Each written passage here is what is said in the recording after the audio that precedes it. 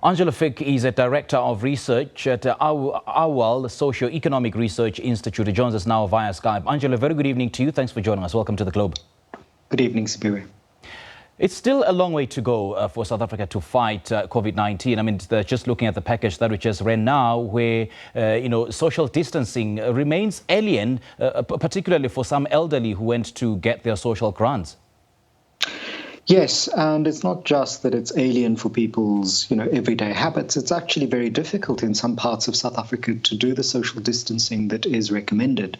So if you have millions of people who didn't get paid in time to do their food buying before the lockdown began on Thursday and are only able to collect those social grants today, you're going to have longer queues because people are now at the end of last month's buying cycle and need to get their food in.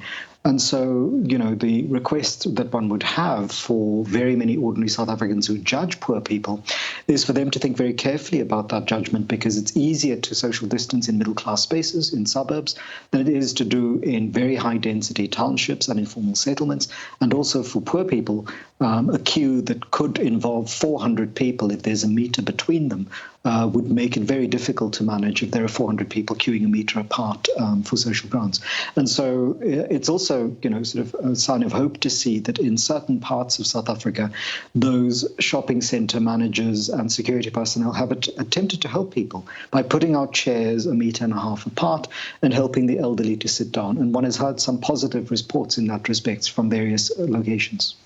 One then wonders, Angelo, whether government needs more days to ramp up its tracing and as well as testing capabilities and capacities. But then on the other hand, I mean, it's a race against time. The more government waits to ramp up its, it's capacitating its testing and, its testing unit, then more infections are envisaged. Right, and so the announcement from the President tonight that there are 10,000 field workers who will be going out and doing the testing, screening and identification of people who have not yet reported that they have symptoms or that they're ill is one, to get a better picture of the actual rate of infections as opposed to simply those who've reported so far. And secondly, beginning to identify the hotspots of where the infections are occurring in larger numbers, in what concentrations, and also then to start following up on how those infections are spreading precisely by using the kind of data that the President outlined, using mobile phone data and geographical movement and locations to decide how to do the next set of interventions. This lockdown is really the first intervention in our response to a potential COVID-19 outbreak in South Africa. Well, the government cannot be accused of a lack of proper messaging of COVID-19 to South Africans, which obviously is a novel disease for the country. But then we still see a great deal of panic among South Africans. I mean, what drives this panic? So some of the panic is driven by real uncertainty, and some of it is driven by false information that is being distributed, and sometimes by individuals who should be better placed to make very informed judgments about whether to put that information out or not. It doesn't help that certain people who are, in positions of power as gatekeepers of information, ahead of the President's announcement, started putting out on their WhatsApp groups and networks that they're expecting a certain set of, announcements for which there was no evidence. It doesn't help that people are distributing information on WhatsApp groups that induce uncertainty and don't really help ordinary people cope with it. I think it's important for us, all of us, to begin to think very carefully about whether, one, the information that we're passing on has been verified, two, whether we are the best people to distribute that information, and three, whether that information is best distributed by us on the media that we choose to. Often it is important to distribute the information that is given to us by official authorities to help people cope with this crisis, rather than to flame fears and to, exacerbate anxieties. This is a time of anxiety. We shouldn't downplay the risks that we run, but we should also not simply put information out simply because we have it. And fueling this panic, I suppose, is the rate of incidences of infections. And now in South Africa, the death toll is now at 3. That is bound to fuel more infection and rather panic and anxiety, isn't it? Well, I think people need to see the numbers in context, and this is where I think scientific literacy is also important. Of the 3 people who have died, that must be put in context of the number of cases that have been reported so far, which is 1,300. People with access to information can then for themselves compare that infection rate with the numbers we've seen elsewhere. This is not to induce complacency, but to help people see that we're at the early phase, and if we behave appropriately, we don't need to get to a phase where those numbers climb into the unimaginable triple and quadruple digits, where we're looking at thousands and hundreds of thousands. What we need to do is observe the measures of the lockdown as far as it's possible, to help others observe the measures of the lockdown, to assist people who can't observe the measures of the lockdown without suffering at home with interventions that help them. That said, it's also important for the policing services and the security services to continue to heed the President's call to treat people with respect, and for community leaders, whether they are religious leaders, teachers, social workers, community leaders, to also encourage members of their community to try and minimize their contact outside. That said, government will have to rethink for particularly high density and informal areas the ways in which, among other things, the quarantine or the lockdown is being thought of, because it's easy to remain locked down in your own house if you're middle class. It's much more difficult if there are 6 people who have to share a room that is an informal structure to be inside that room for 24/7 over the next 17 days. That, I think, will require some redesign. Angelo, I guess we need to, relook, the efficacy of, those opinions of other people who are saying that, this is a time to bond with families. I mean, we have to look at it through a different angle. The fact that fuel prices have dropped and interest rates have dropped, and in some countries they've introduced tax rebates, and now it has allowed us time to bond with our families, and parents are now able to spend more time with their children. I think this is an angle that has been largely overlooked. So I think in South Africa, it's important for us to bear in mind that there will be some of that going on, but we cannot ignore that the rate of domestic violence has really sort of gone up. So last night I was talking to somebody who works in the field, a professor of women's and gender studies at the University of the Western Cape, and in her networks in the NGO sector, she's indicated that people have reported a higher incidence of domestic violence and women abuse. And so as people are now confined to their homes, the very stricture that they're confined to their homes means the frictions that have been there before are likely to be exacerbated. Elder abuse is likely to go up in situations where people are now locked down in their spaces.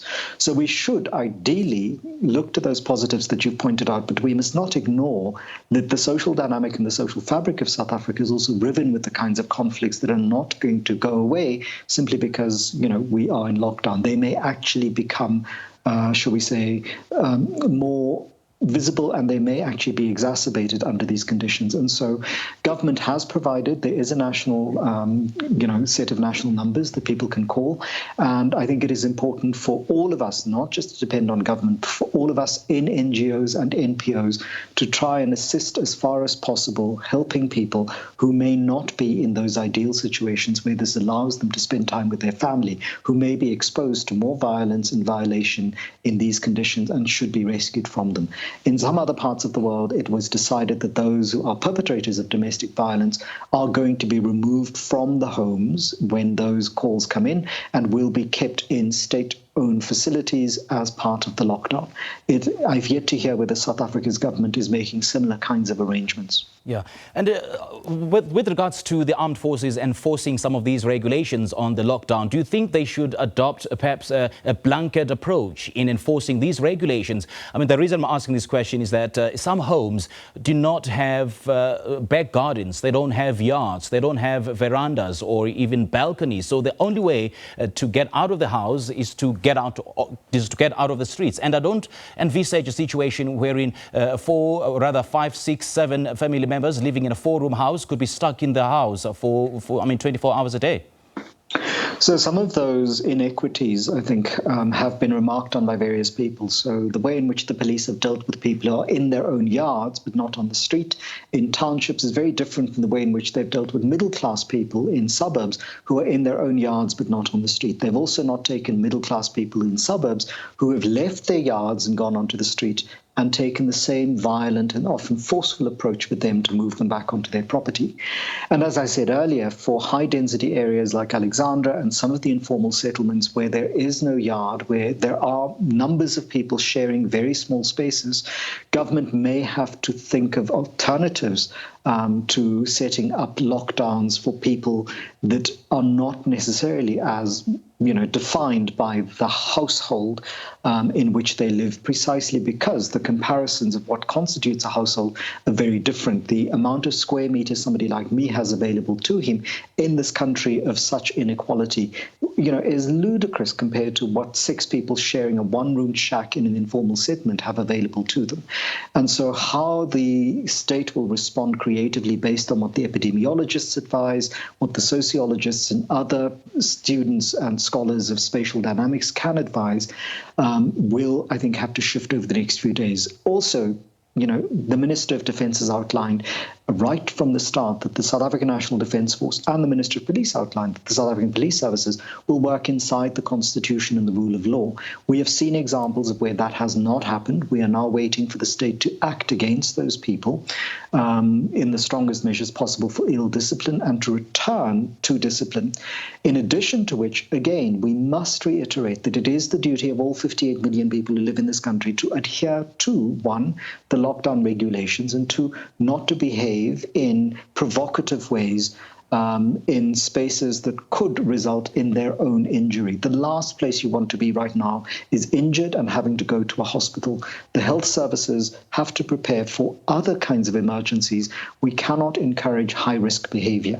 And in that sense, I think it is important that there be a greater social compact both between ordinary South Africans and the ways in which ordinary South Africans are responding to the lockdown regulations, and a greater responsibility by the state actors, including the South African National Defence Force members, as well as the South African Police Services, when it comes to policing communities. Angelo, just before I let you go, let's talk about how the coronavirus is being dealt with on the African continent. You know some other countries on the continent which have strengthened their emergency and preparedness for the Ebola outbreak between 2014 and 2016. Do you think they are much in a better position now to deal with COVID-19? So the way in which Ebola spreads and the way in which COVID-19 spreads, epidemiologically, we're told is very different. But certainly we have seen a positive response in some parts of the African continent. There have certainly been regional lockdowns in countries like Nigeria. We've seen the kinds of responses in Zimbabwe. We've seen a lockdown in Namibia.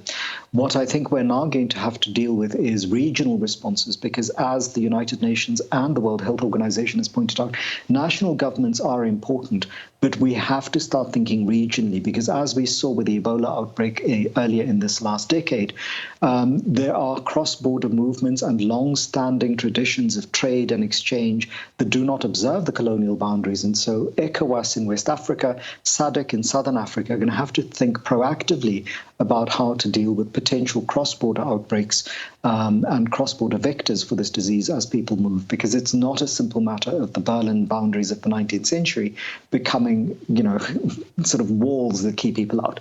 We are going to have to respond regionally and internationally to this crisis as the world bodies continue to remind us. All right, Angelo Fick, Director of Research at Auwal Socio-Economic Research Institute. Thank you so much for your time.